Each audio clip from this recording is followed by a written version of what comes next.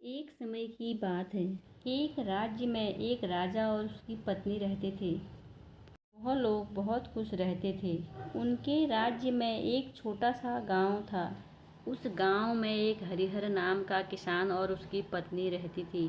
हरिहर का एक बेटा था जिसका नाम नवीन था।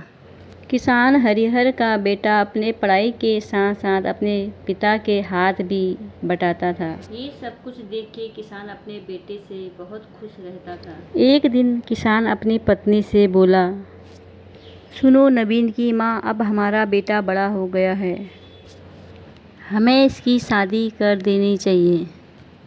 किसान की पत्नी बोली, ठीक है, मैं भी यही सोच रही थी। किसान एक दूर के गांव में गया। वहां उसे एक बनिया मिला।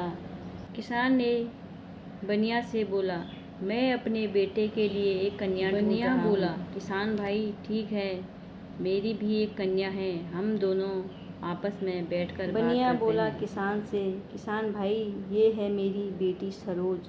किसान ने जब बनिया की बेटी को देखा तो उसे उसका स्वभाव अच्छा लगा। उसने झट से हाँ बोल दिया। बनिया ने किसान को बोला, किसान भाई मैं अपनी बेटी की शादी आपके बेटे के साथ कराऊंगा। मेरी एक शर्त है, इस बारात में 100 ही लोग होंगे, ना उससे एक भी ज़्यादा होगा ना एक कम। इस बारात में ना तो बूढ़े होंगे, ना महिलाएं और ना तो बच्चे। सुनकर किसान थोड़ी घबरा गया और बनिया से बोला, ठीक है भाई, और वापस घर चला गया।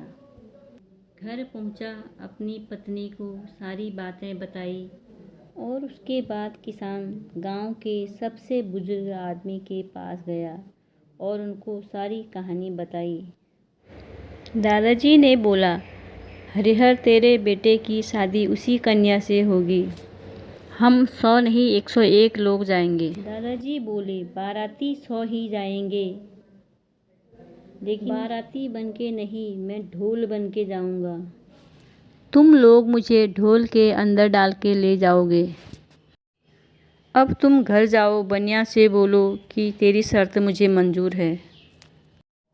और किसान घर गया। उसने बनिया को बोला, ठीक है, हमें आपकी। दादाजी की बातें सुनकर वह घर आया और बारात की तैयारी करने लगा।